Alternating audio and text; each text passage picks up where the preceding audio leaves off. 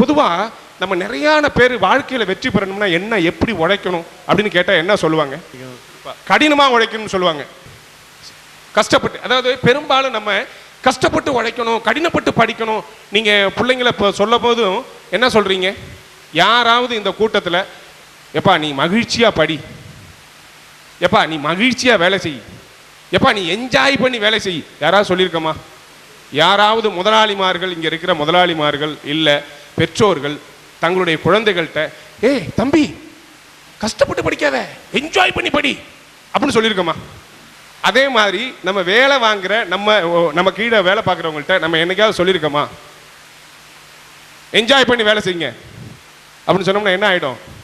கதை வேறு மாதிரி ஆகிடும்ல அப்படிங்கிற ஒரு பயம் இல்லை. ஒரு சின்ன ஒரு இன்சிடென்ட் சொல்கிறேன்.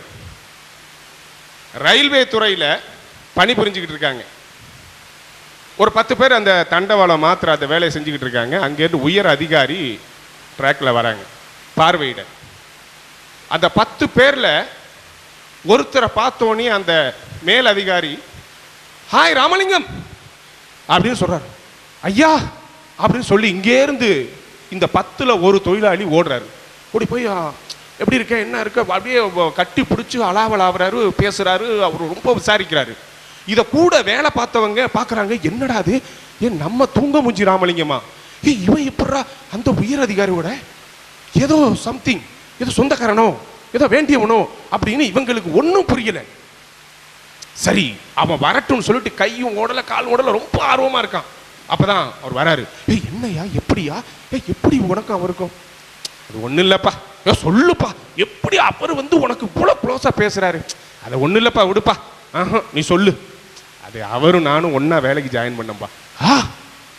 அவரும் நீயும் ஒன்றா வேலைக்கு ஜாயின் பண்ணீங்களா? அப்புறம் எப்படியா நீ இங்கே அவர் அங்கே? நான் மாத சம்பளத்துக்கு வேலை பார்த்தேன்யா, அவர் இந்த டிபார்ட்மெண்ட்டுக்காக வேலை பார்த்தாரியா? புரியுதா நான் சொல்கிறது? அவர் இந்த துறைக்காக வேலை பார்த்தாரு, நான் வந்து மாத சம்பளத்துக்காக மாறிடுச்சேன். அப்போ இஷ்டப்பட்டு வேலை செய்கிறதுல இருக்குதா கஷ்டப்பட்டு வேலை செய்கிறதுல இருக்கா? That is my question. அதை தான் நான் சொல்கிறேன். படிக்கிற பிள்ளைங்களாக இருந்தாலும் சரி, நம்ம வந்து உழைக்கிற வர்க்கமாக இருந்தாலும் சரி, நான் என்ன சொல்கிறேன்னா, நீங்கள் வந்து உங்களுடைய வாழ்க்கையில் வெற்றி பெற வேண்டுமென்றால், உங்களுடைய பேர் நிலைக்க வேண்டுமென்றால், உங்களுடைய தகுதி உறுதிப்படுத்த வேண்டுமென்றால், நீங்கள் செய்கிற வேலையை இன்வால்வ் பண்ணி செய்யுங்க, என்ஜாய் பண்ணி செய்யுங்க, இஷ்டப்பட்டு செய்யுங்க, கஷ்டப்பட்டு செய்யாதீங்க. கஷ்டப்பட்டு யார் செய்வா தெரியுமா? கடமைக்கு மாரடிக்கிறவன். நல்லா யோசிச்சு பாருங்க. சைக்கலாஜிக்கலா உளவியல் ரீதியாக கஷ்டப்பட்டு வேலை செய்கிறவன் இஷ்டம் இல்லாம மாத சம்பளத்துக்காக வேலை செய்வான். மீட்ரு ஓடுது, மாசம் ஆனா சம்பளம். ஸோ அதில் அவன் ஒரு மேன்மையோ விரிவோ அதில் வந்து ஒரு இன்வால்வோ அந்த மாதிரி ஒரு சிந்தனையே போகாது. ஆனால் இஷ்டப்பட்டு வேலை செய்கிறவன் தான் அதை எப்படி பெருக்கலாம், அதை எப்படி இன்னும் வடிவமைக்கலாம், அதில் இன்னும் எப்படி ஜெயிக்கலாம், அது மாதிரியான ஒரு ஈடுபாடு அது படிப்புலையும் உண்டு.